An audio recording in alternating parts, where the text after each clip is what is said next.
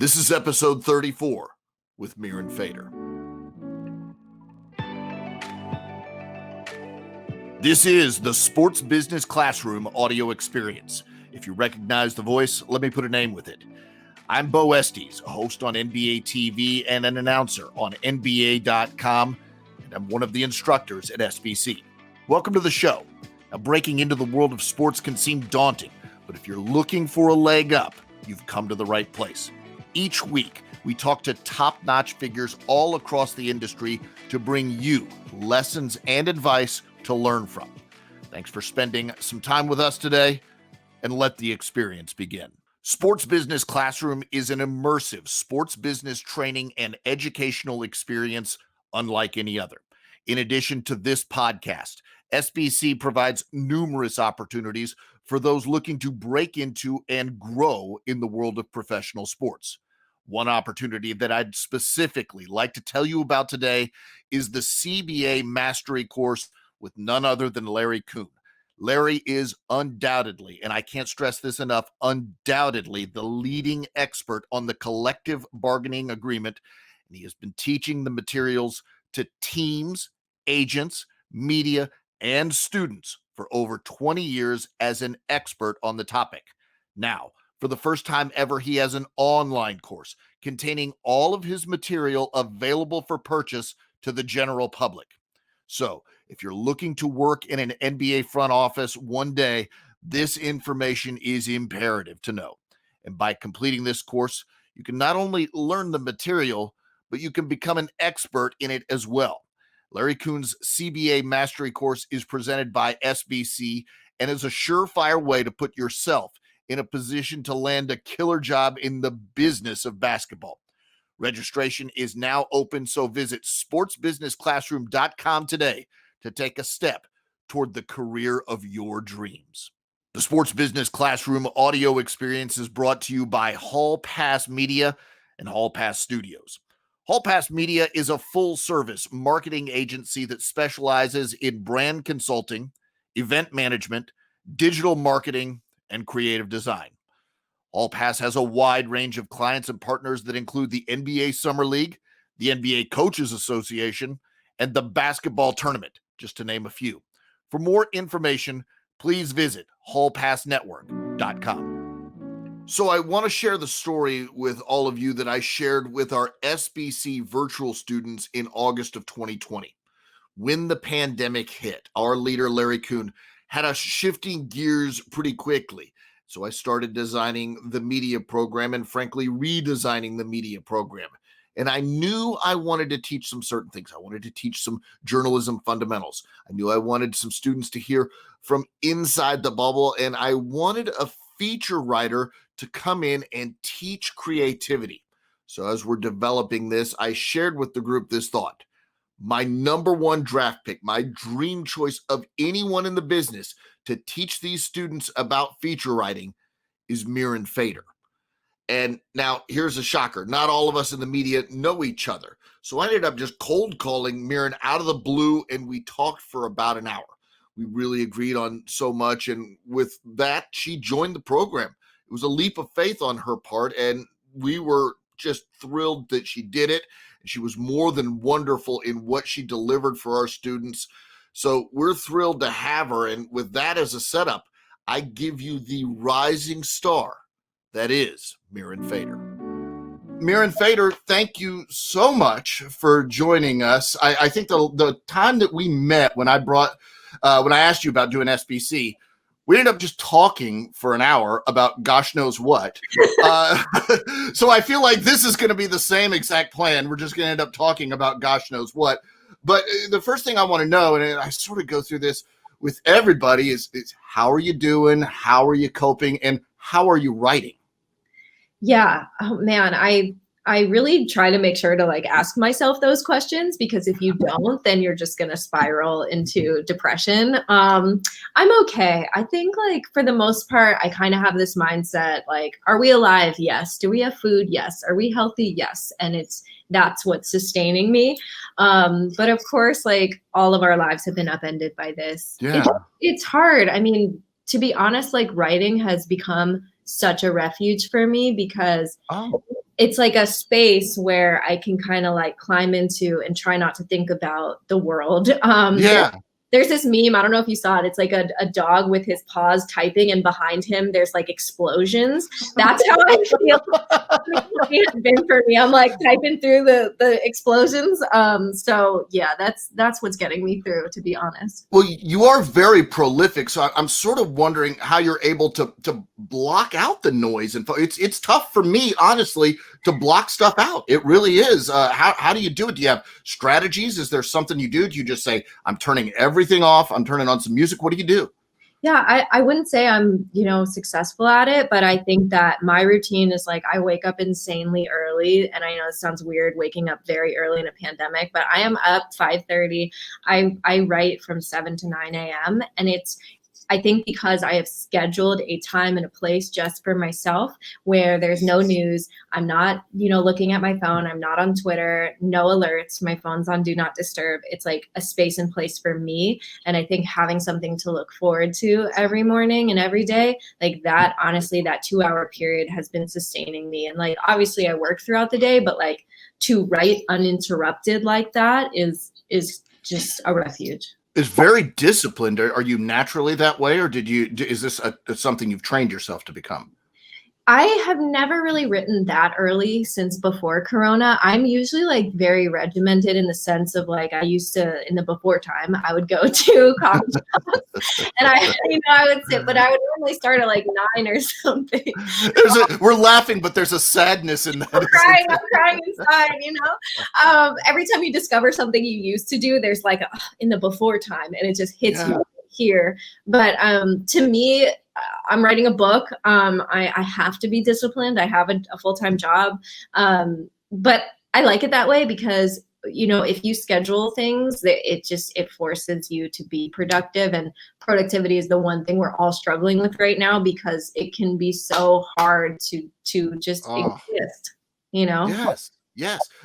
So can you give us a hint at what you're writing, or is this a big secret? What's it about? You can say it's a big secret if you want to. Well, I can give a hint. It's a secret. I can't announce it till December when the pre-order becomes available. But it's an adaptation of one of the stories I wrote for Bleacher over the last 2 years. Okay. So I'm thrilled. It's NBA related. So I'm thrilled. Like I said, as you can see, that narrows it down some. I mean, like we can go check your stories and say, what's going to be one of these 10 or 15, right? Like we can guess from there at least. You could. Well, that's your sweet spot, I think, I don't even want to say NBA. I feel like basketball. Tell us about growing up, like how your parents influenced you, what your childhood was like, and your love of basketball. Yeah, it's so funny. I discovered basketball in the weirdest of ways. I was in 5th grade at my elementary school, and I was like eating lunch with my girlfriends, and all of a sudden I see all these boys running to the basketball courts, and I'm just looking at them like, why are all these boys running? And they were like sprinting, like they were so excited. And so it was so weird. Something in me was like, I wonder what they're running towards. I want to go see. And it's strange to look back, but I did feel, and I know this sounds like a bunch of BS, but I genuinely felt compelled, like somehow pulled to it. Drawn.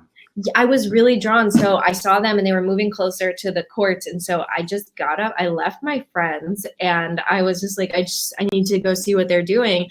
And they all started shooting around. And I don't know how I had like, the wherewithal to just walk onto the court, even though I had never played basketball, and I just kind of like touched the ball and I started dribbling, and I was like, and then I don't know, it was like love at first sight, and I was just obsessed with it, and I just shot around for the rest of the day. Now I think I made like one basket, literally. I was terrible, but I fell in love with it. And it's so weird. That first day I was like, I want to be a basketball player. And so I really dedicated the next decade of life. How old are you at the time?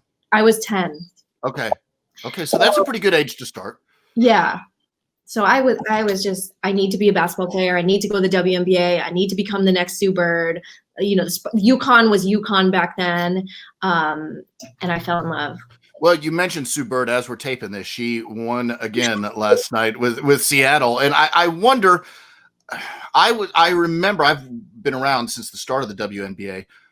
What did that mean to a girl when you were young to have this place where women were professionals that you could aspire? What does it mean? What does it mean inside? It means that you can dream and you can hope. The only reason why I dreamed of like becoming a basketball player was because I had the sparks in my backyard. I had Sue Bird and UConn to think about. Like, you know, my mom was an athlete, but there was no opportunity back then. So that like never crossed her mind.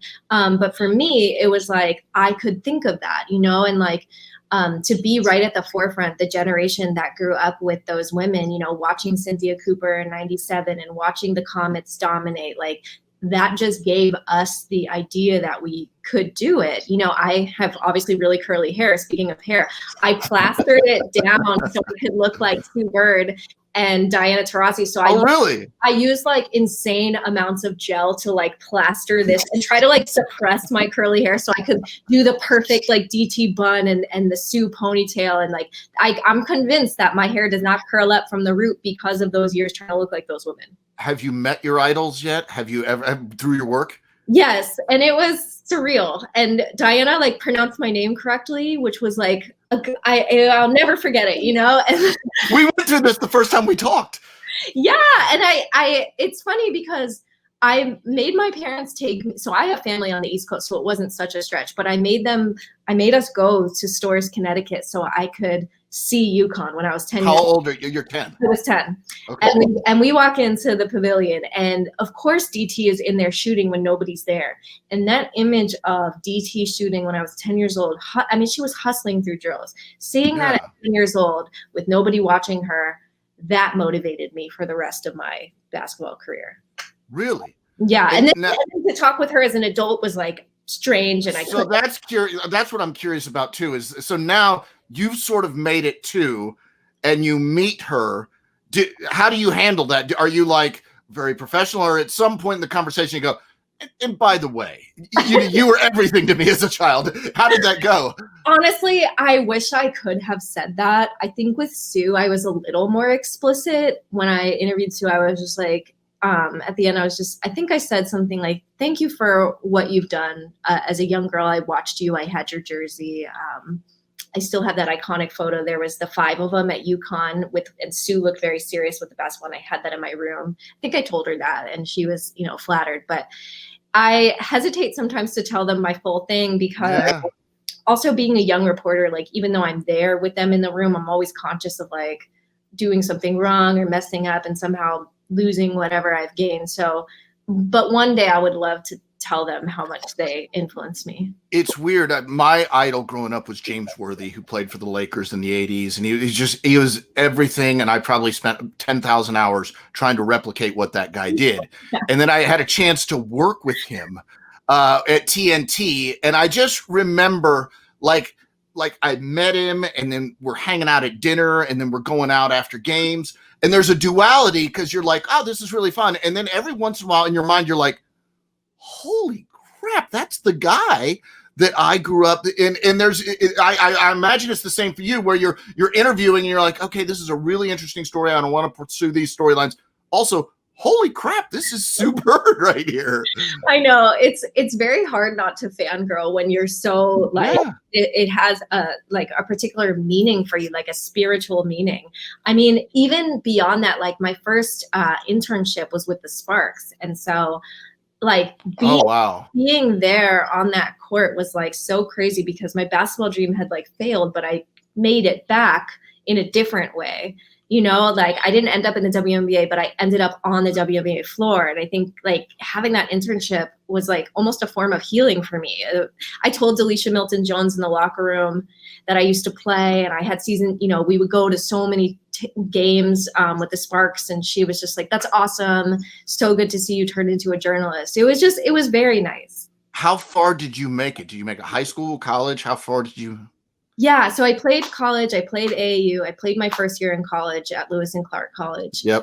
And it was in Oregon, and I'm a Cali girl, and it was raining every day, and I knew that was going to happen, but it's quite different when you're there. So did at some point, I need to find another way to connect with my dream? Was there a realization, a moment?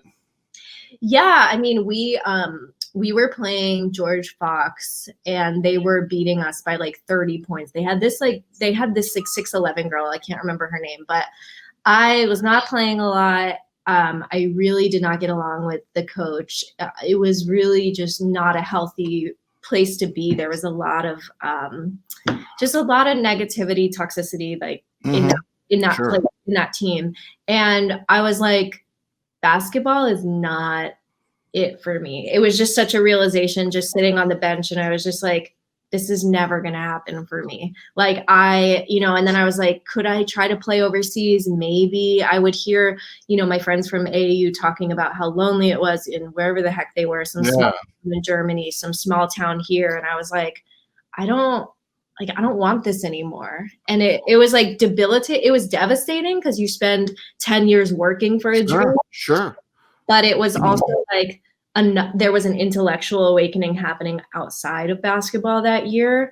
And I was like falling in love with writing. And so kind of like the pain of that was coupled with the fascination over here. So I was just going through a lot at that point. That's what I'm curious about. So then writing emerges in your life and you find this new passion. How did that spark grow? Where did that start? And when did you know, wait, I've got a little something here? Well, it's funny because that day that I told you about, the 5th grade running, I saw them running. That was the first day I actually technically wrote. I started writing a diary after that day. A lot happened this day. No, I know. It was the most epic day ever. And I was so thrilled that I had discovered this amazing thing that I wanted to now do with the rest of my life. So I felt I had to like record it and write it down. I guess I was a nerd back then. You don't still have this paper, do you? I do. I have. Oh, wow. I know. It's like kind of embarrassing, like reading it. It's hilarious. I hope I should instruct someone to burn all of my things before I die. But that should be your forward to your book. Right. Exactly. So I wrote things like, man, I love basketball. Like just very like 5th grader, like flowery. Yeah, it was like hearts. It was just like so so anyways, I loved writing in my journal throughout my entire life. It was actually where I talked about my frustrations with being, 5'1", trying to make it as a basketball player. It was always an uphill. I went through so much. I had injuries, and so writing was like a refuge my entire life. But it wasn't until, my basketball dream was kind of like dying when I got to college that I thought, could I be a writer? I took this class called Women Writers at Lewis and Clark College, and the first day the professor says, we're never supposed to be writers. Like women were never supposed to hold the pen. And as somebody that grew up, like I ended up playing on the elementary school boys basketball team. I was the first girl to join it.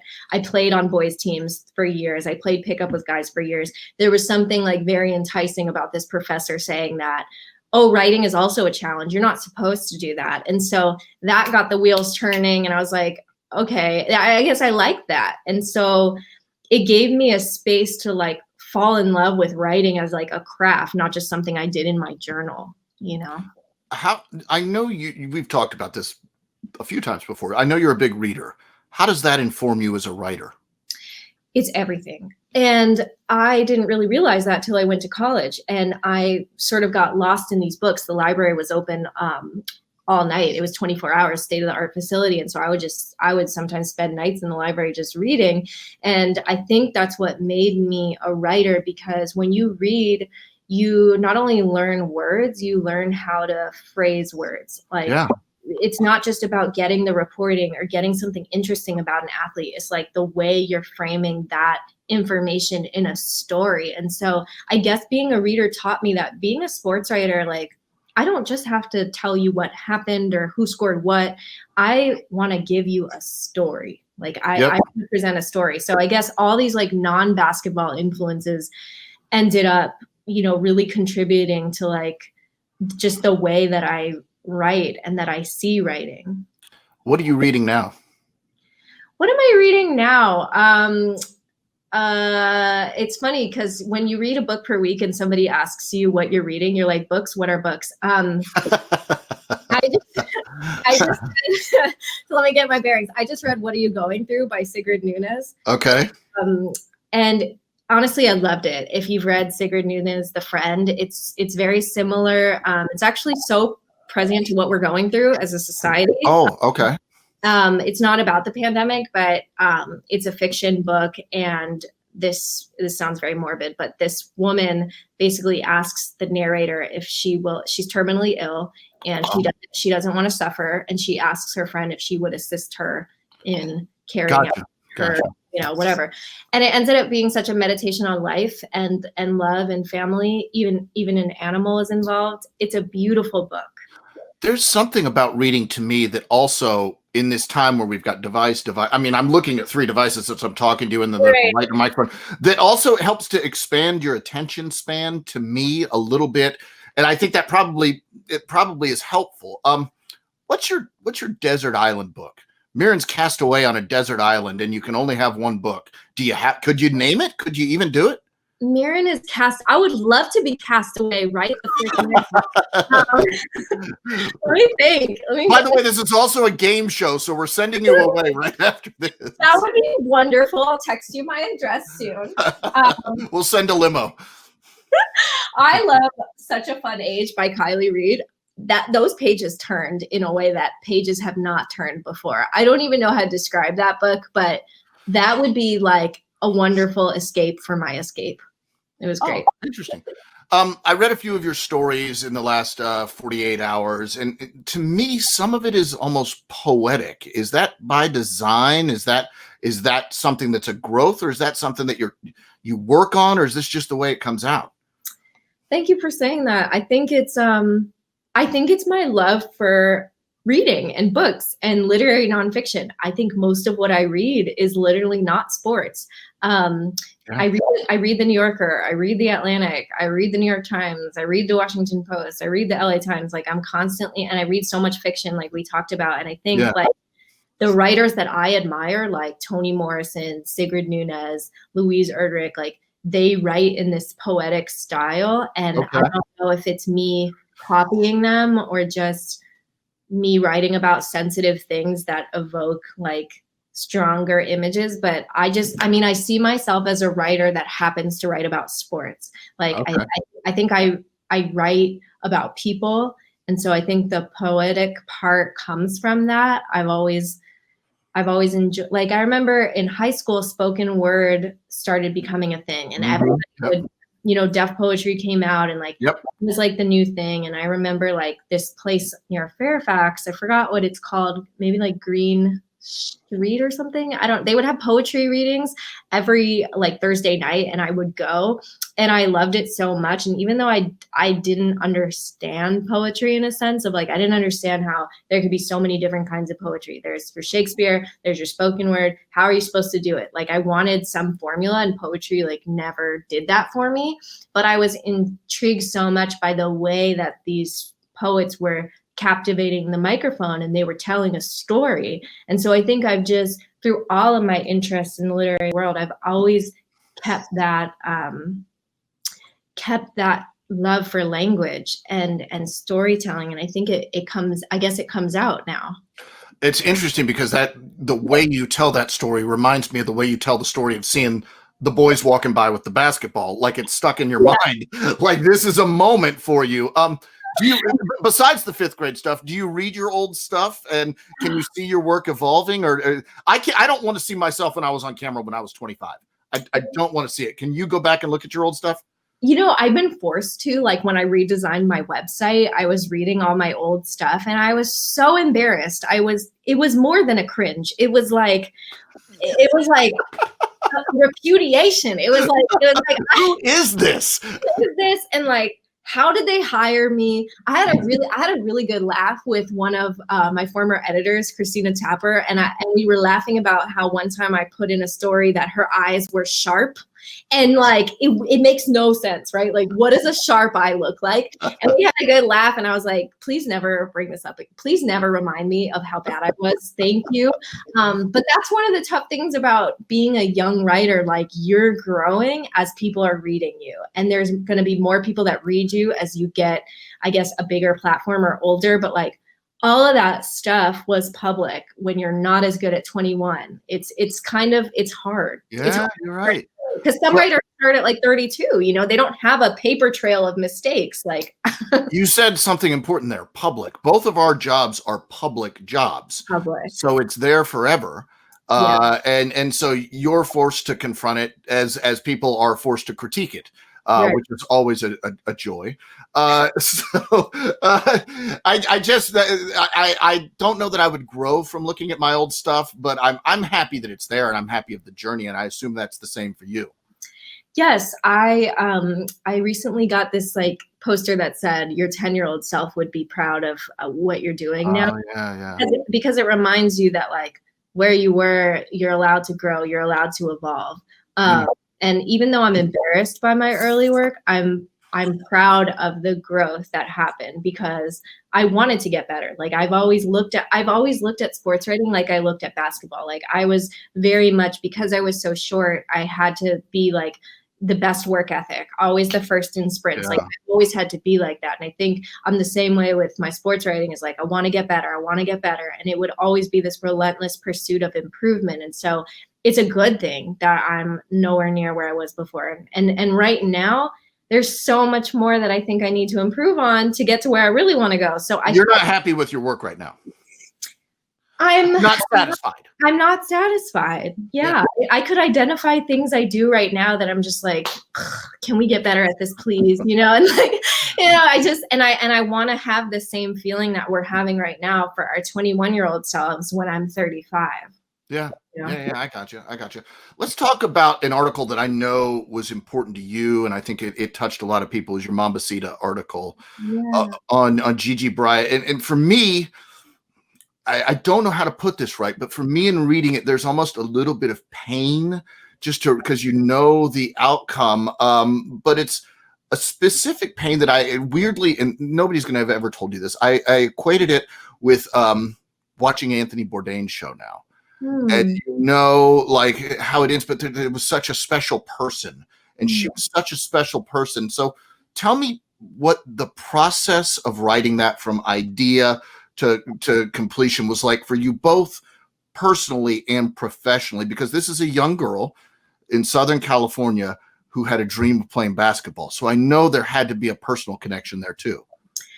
Oh my gosh, absolutely. I mean, so the conception of it, so I was in a coffee shop, surprisingly. In the before time, when was I not in a coffee shop? And everyone sort of stopped and started like gasping, and everyone found out at the same time. Like everyone got the Kobe alert, and my editor called me and he's like, "What story can you do?" And my first thought was GiGi, but I didn't say it yet because I wasn't sure if I wanted to take that on yet, because that, you know, this is a very like, you know, that is a really gutsy thing. So I was like, I don't know, I'll think about it. And I went home and I was just kind of like destroyed the whole day. I was very destroyed. About 4 weeks earlier, I pitched the GiGi story, and and we decided not to do it because she was so young. And you didn't want to apply that pressure. Is that what you're thinking? Yeah, like I just was like, she's literally 13 years old. Like, I think ethically you should wait till she's like 14 or 15, like wait till her freshman year. And we as a group were like, I think you should wait on this. She's not going anywhere. If she's really that good, you can profile her as more time passes. So I was like, cool. So they didn't even bring up that previous pitch in that phone call. But in my mind, I was like, GiGi, there's only one story I could write. And so I came up with a different idea because I wasn't ready for to really consider the GiGi. Then I go home, I kid you not. So I go to sleep that night, and like, this is so, I've talked about this with other people, and I'm like, I can't, like, it sounds so fake, but it's not. But I had a dream about GiGi. Oh, wow. It was so bizarre because I'm not somebody that usually like remembers their dreams. I'm not a great sleeper. And I just kept seeing her like there and like with a ball, like just a silhouette of her. And she just kept like being in my mind. And so I just woke up and I started writing in my journal, and I actually wrote the first lines of the story. There's something magical happens that was my lead to the thing. So it came straight from like the raw emotion of losing this girl. And I couldn't understand like yet why it was so personal, but just literally that came out. Right.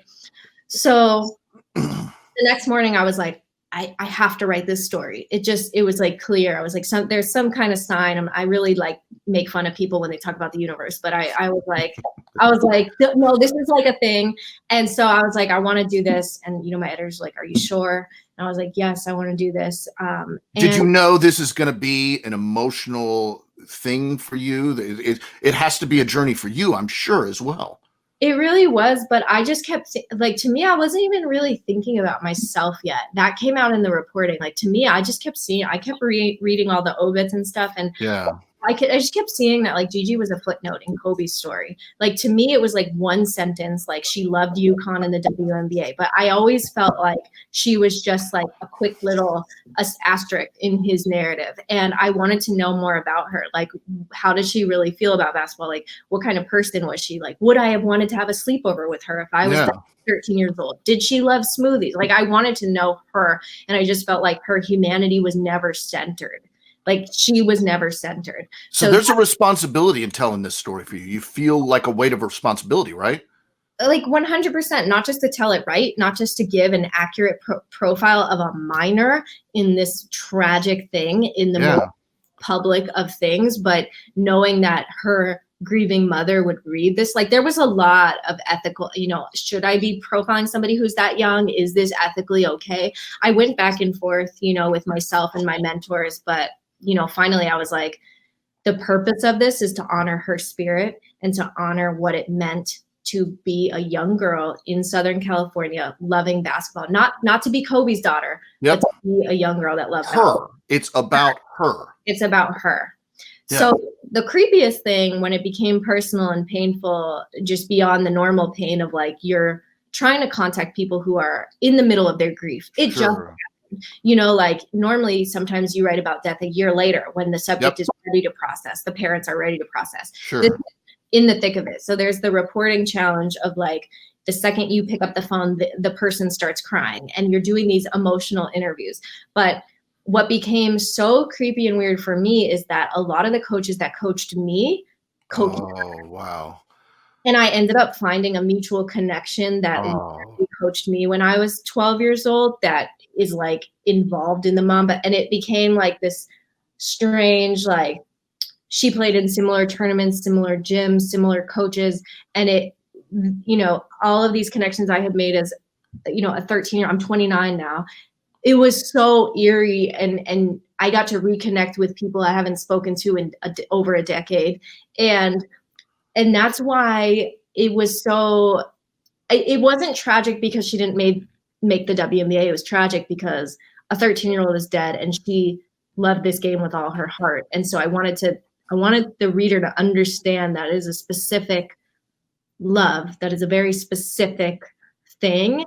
And I know that because I had that. It's not about me, but it's like all of my experience kind of like came together to write such a story. I want to touch on that a bit more in just a moment, but one thing, did you ever get any indication that the family or close friends read the story? Did you ever have that, or do you have no idea? Because I know you mentioned it earlier that you thought, I think the family will read this. All of the people that I spoke to who are close with the family said they loved it. So I don't know if that means, I don't know exactly what that means, but they were like, thank you. Thank you for honoring her spirit. So I was extremely nervous the day it came out. I was so afraid of like, am I going to get a text? Am I going to get I was afraid of everything. You pour your heart into that. And like the last paragraph of the story was like invoking the youngest daughter. And I was afraid that was a bit too far. It was a risk that I took. Did you go back and forth on it? I went back on a million times, but that passage and the lead that came straight from my journal. So, I think for me, what that says is that really came from the heart, really meant that shit. It really came from a deep, authentic place. Which is something like when you're a bit younger in your career as a writer, you don't really like have that voice or trust that voice. But I think for it to come out in an article that had so much to do with a world that I knew was very interesting for me. Yeah. I mean, I keep thinking as I was reading it, if a cosmic coincidence, flip a switch 15 years difference in your life. You're a teammate of hers. You're a friend of hers. You're a competitor against her. You know her. I want to ask you, I wrote down a particular paragraph in the story, and it goes like this. To love basketball as a young girl is to love something in a way that only other young girl hoopers can understand. It's different from family love, different from friend love, different from relationship love. It's a deep down love that resists explanation. And tell me about that, because that seems like it's from your journal and it seems very personal, but it also seems like I understand GiGi in this way, maybe.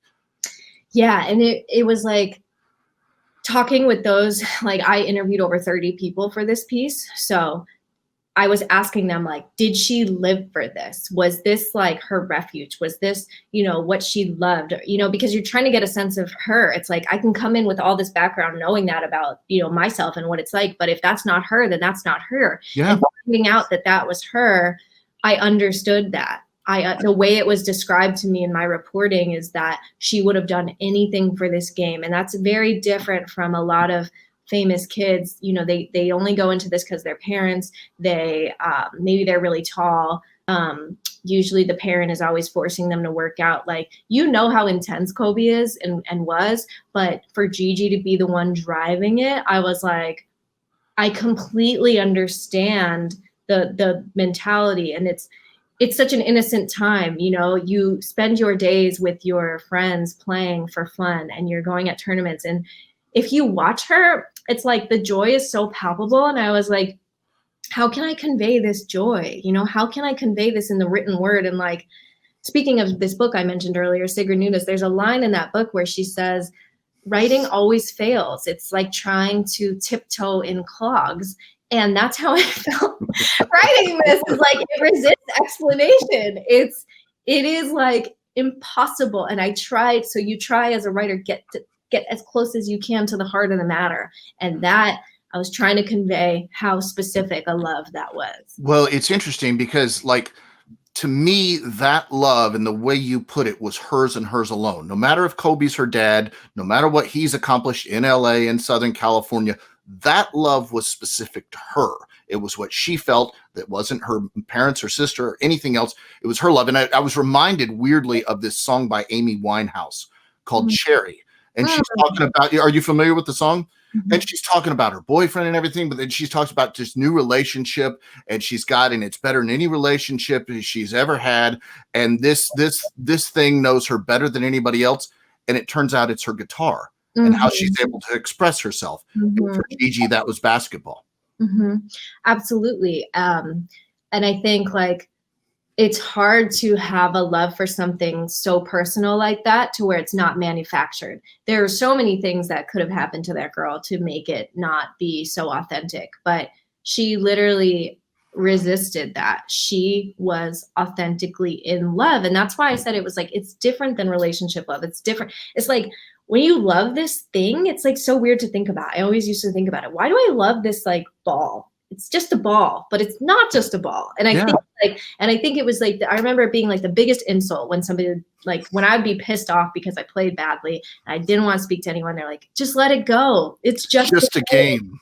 And it's like, oh my God, I hate you. Like, it's not.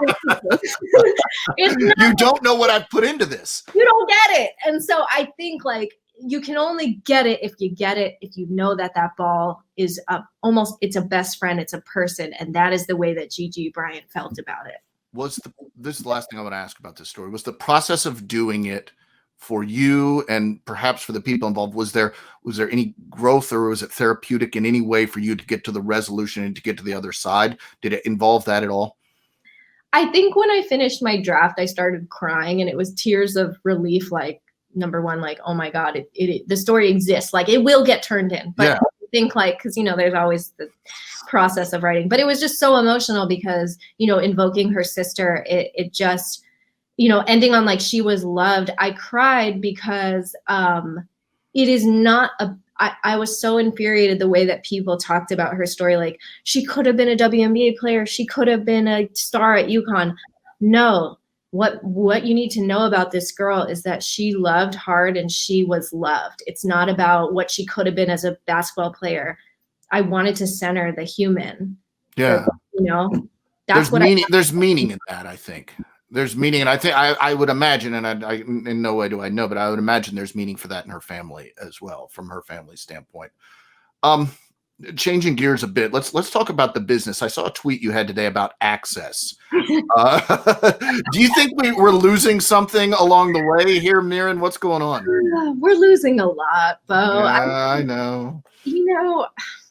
I've already read the book, but I was skimming through it because I was looking for something, and I stumbled upon that phrase, and I was like, oh my God, imagine just like being allowed to just be a fly on the wall in the NBA. Now you're like fighting for 2 seconds with the eighth man, And it's like, it's ridiculous how PR for these teams are beholden to the agents. So they sort of are like, I can't do anything to help you get 5 seconds with this person. I'm not saying for all of them, but for many of them. And it becomes an access game. And that's part of why I try not to write on famous people all the time, because I'm tired of fighting I'm not tired of fighting. I will continue to fight, but I'm annoyed. It's exhausting to fight for 5 seconds with somebody when that isn't journalism, and that is not going to allow me. How can you get to someone's soul in 5 minutes? And it's like, earlier in my career, I had to do a lot of write-arounds where I had to make do with those 5 minutes and interview 30 people to try to write a 5,000-word story. But now I'm just kind of like, if I don't really get that access, it's not worth it. And so I think, like, I really wish that access wasn't being restricted as much as it is. And now with COVID, I don't know where that leads us. Yeah, because now everybody's going to get accustomed to sort of less access. Mm-hmm. That's going to be the new norm. I worry. I hope you're in a better position now with your success, that people want to be involved and have you tell stories. But I don't know, because you're in the position and you don't seem comfortable with it. I mean, I should say I have the whole flip experience too, where 2 weeks with LaMelo Ball in Australia and 2 hours with Brandon Ingram in New Orleans. So 1 hour with Pat Beverly. So sometimes I get a lot of access, which is wonderful. But like overall, it's, why is there such a discrepancy between we'll give you 2 minutes and we'll give you 2 hours? So it's like, it does help to have more experience and things like that. But what's encouraging to me is, I think, like, the more people that know you and the kind of work that you do, they begin to trust you. So I really think the only reason I got the Tyler Skaggs story recently was because I had a history of writing about suicide and mental health and these issues, and the family was like, we read your work and we feel like you would understand what we're going through. And I just can't stress enough how important it is for people to understand, especially young people coming into this business, that you're always working on your credibility. And your credibility is, to me, it's always out there. And I mentioned the business. General thoughts on where we are as a business right now, hopefully coming out of COVID soon. Are you optimistic 2021 that like there's days where I say 2021 is going to be the greatest year ever, and like it just seems so hard to feel that right now in the dark maelstrom of the world right now. But do you have optimism about next year with the business? I have mixed feelings. I have optimism in the sense, like, if we were able to do sports right now at this current awful stage of the pandemic, that jobs have to open up in 2021 because there will be more sports and it will be more normal, and people will have a lot more information going off the NBA's bubble model to be able to have sports. And therefore that is very good for media and sports media. And I do think it will be better in 2021. 2020 was so brutal for our industry. It's left me feeling so sad. I always try to look at the big picture. I'm not ever trying to deny the harsh realities of our industry. I've been through it. My friends have been through it. We've all been through it. But to see a place like The Athletic have as many people employed, or to reach 1 million subscribers, to see a place like Bleacher have an app that is really, I think mobile is kind of the future for where all of our content is going. That app is really cool and encouraging. So to see the New York Times and the New Yorker have record subscriptions amid all of this. So I try to just remember the big picture when everything. when everything seems horrible and there's so many cuts, and I would never deny that, local news is dying. A lot of great people are out of work right now. Things are truly bad, but there are some good things, and I'm trying to like make sure I have the full picture, because I talk to a lot of journalism students. Like I do like 2 calls per week, and they always want to know, like, do you think there's a future for me? And what a question. Like it's because that puts a lot of burden on you.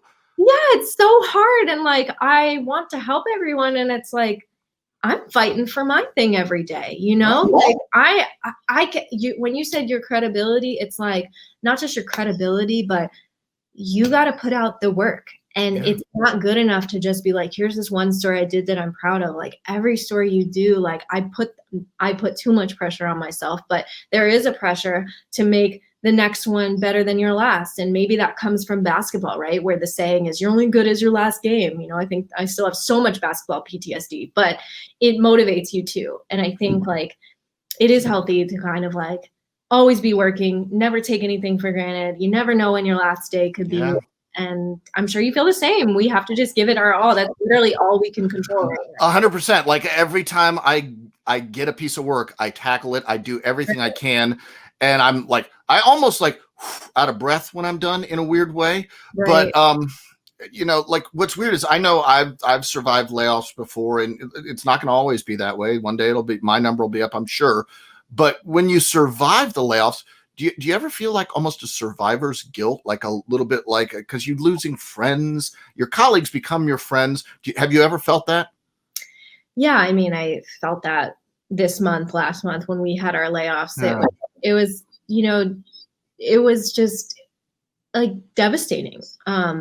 Not just for, you know, my colleagues who are like so talented and super talented, such great people. And, you know, I hurt for them because they deserve to be, they're amazing. And it's heartbreaking. And then there's the other level is like, we were like family. So that was like really, really painful because a lot of those people I am like so close to. And then, you know, being the survivor, the lone survivor, it's like you said, there's a lot of like painful, you know, feelings that come with that. And I did feel guilty for quite some time, but you know, I've been laid off before. It's a painful carousel that we're all on. And, you know, if anyone's listening, I hope you hire my friends. I think they're fantastic. I think the world of them.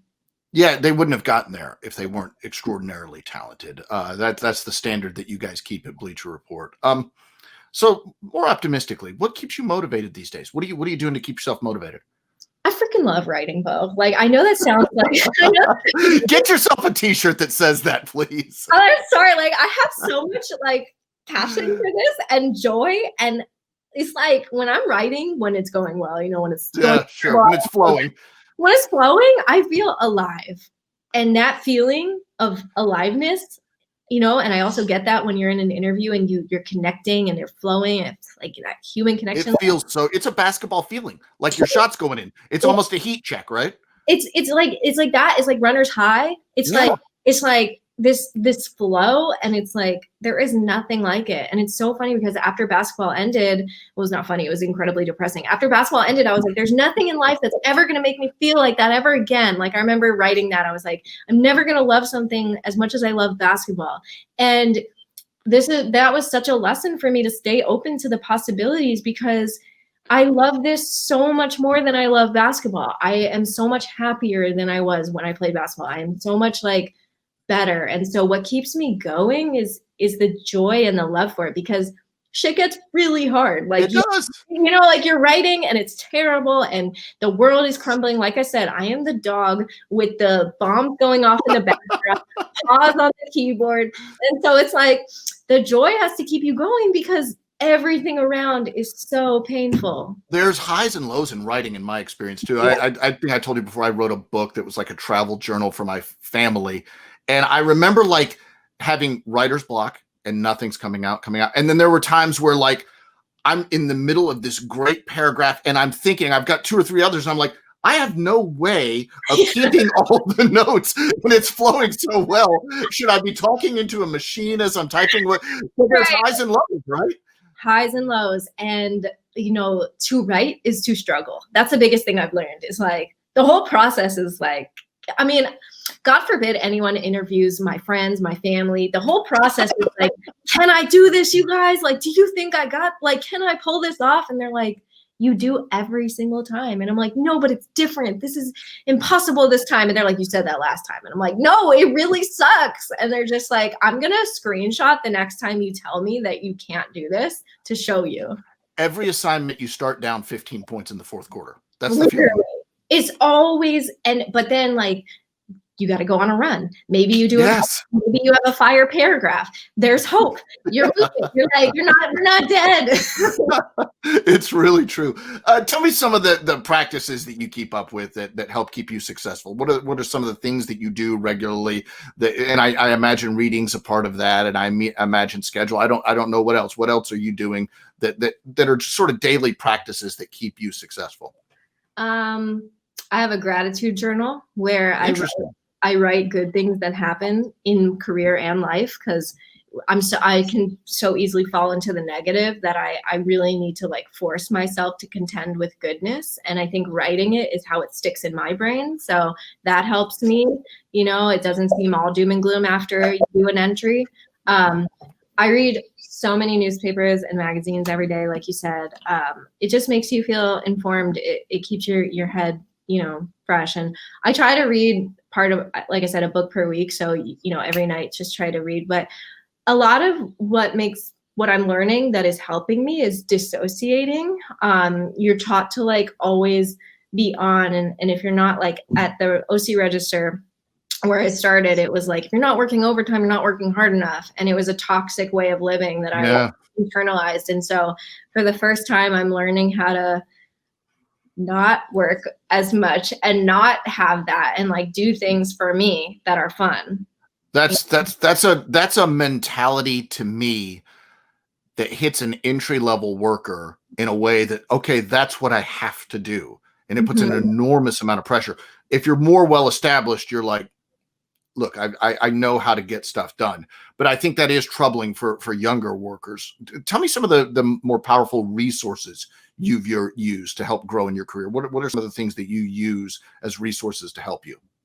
Mentorship. I reached out to people that I admired, and I told them why specifically, and I got to know them over a period of time. And so I think like the mentors was key for me. And so it's getting to a point where it's not just a one-off. It's like, well, I have a relationship with this person. I can count on this person. They can count on me. So I think that's been critical for me. Another resource, I'm trying to think. The people you work with, we just mentioned my coworkers, it's like, it's good to check in and be like, how am I doing? Like, what can I do better? I think I was always like that. I was always like, do you think I'm hitting my mark? It's not annoying. It's just like, you are checking in and making sure that you're on point. And you can't course correct if you don't know that you're off course. Right. And you don't know, like you don't know if your editor even knows that you care about that until you talk about that. Yeah. And also just keeping your editors abreast of your progress. It's so weird when I hear about writers and editors that rarely talk. When I do an interview and we're doing a story together, you're going to know how it went. Like, beware future editors of Mirin Fader. You're going to get some calls. It might be annoying, but I'd rather be popping in than you don't have to, wondering where I'm at. So it's funny, like all my editors have made jokes about this. I'm a big audio memo person. Oh, okay. So after a big interview back in the before time when I could travel, I would send them a voice note and I'd be like, oh my God, you guys, I just interviewed Brandon Ingram for 2 hours. Oh my God, he talked about like life and perspective and oh my God, can't wait to write. And then they like played it for me later. And I was like, sorry, I was excited. I had to tell you. But at least they know. They know. You're never going to have to worry how it's going with me. Okay, so the year is 2030. Oh, we're going to make it through the year? We are going to make it. There's going to be the after times. Okay. So look forward to that. Okay. What is your career aspiration? What's your goal? Where are you in 2030? What's the perfect job for you? Dream. You can write this story any way you want to. You're a writer. What are you doing? So I have set a modest, sarcastic on the modest goal of writing 10 books in my career. Jeff Pearlman, my mentor, I believe this is his 9th. I'm not sure if it's 10. I should know that, but 3 Ring Circus. So by 2030, this book that I'm writing, my first book, is coming out August 2021. Then I should have, hopefully, if I accomplish my goals, written a couple more books by 2030. Book is 2 years for you? Kind of like I'm getting a year for this, which is scary. It should be. That's more a pamphlet, Mirrin. I don't know how I'm going to be doing. But yeah, so maybe, 1 to 2 years. So hopefully by then, more books. If magazine journalism exists, I hope to have a same job that I have now. I've been fortunate. This is what I want to do. This is the writing. You're there. I'm there. Just add books. Just add books. And then, Jeff, like, he is at a point where he's just writing books and he has a family, and like, I want a family. I think that would be a perfect, like, that would be such a cool life. You have a family. Carving out the time to do that is wow. I know. Wow. I could have never done it at the start of my career. I could have never done it. Now it's a lot easier. Right. But Jeff's really impressive though too, because his books then become interesting to people who make movies or documentaries or something like that, which is a fascinating wrinkle in the business. I think for him, I don't know Jeff, but I follow him and I know what he does. I think that's fascinating. Yeah. Yeah. And you get to like sink your teeth into a subject without the pressure of having to churn out content. The last thing, Mirrin, I want to ask you, here's all the pressure in the world. Give people, I know, right? I want you to look overwhelmed as I ask you this. I don't know if this is a video interview or people. I am Most sweating. people are going to take this in with just audio, thankfully, because they won't see my hair tragically. So advice for people who want to get to your position. They want to be the next Mirin Fader. How do they do it? Oh my God, Kelly. No pressure. Well, when people tell you that you're not good enough, you just cannot listen. Like, I had an editor at the OC Register. When he asked me my 5-year plan and I said, I want to get a book deal and be a national magazine writer, he laughed at me. And I did that. I accomplished it. So that was a really painful moment, but I used it as motivation. And so my advice would be, literally do not listen to people that say you can't do something. If you want to be a features writer, don't listen to people that say like long form is dead, you can't do this. Like, if you're passionate about it, chase your dream wholeheartedly, but be prepared to work your ass off. You should be pitching 3 stories a week. You should be seeking out mentors. You should be reading books to get better. Go after this relentlessly. And if it doesn't work out, or, you don't end up liking it the way you thought, that's fine. Just make sure you give everything to it. And, I think, like, always remember the joy. That's one thing I would have wished I would have learned back then. It's taken me a while to like appreciate the joy. It's about doing good stories, but it's also about enjoying yourself. And so, like, how can you center joy as you pursue this? Like, that is what I would hope for others. There's something in that, like your frame of mind. If your frame of mind is good, it will come across in your stories. Mm-hmm. I feel like that's. You want to be pleasant to be around. You want agents to say, I like her. I want you to trust her with your story. You want to be somebody that's just a good listener, a good person, and a good worker. Well, Mirrin, it's always a pleasure. And we always talk for 5 minutes and it takes an hour somehow. But that's the way it goes, Mirrin. I loved it. I loved this. Thank you, Beau. I appreciate you. All right. Thanks so much to Mirin Fader for joining us. As always, I want to remind people when I talk about Mirrin, her work is must read. If there is a must read writer right now in the industry, in basketball, for feature content, it's Mirin Fader. And so we're always thrilled when she gives a few moments to us. Thanks, Mirrin.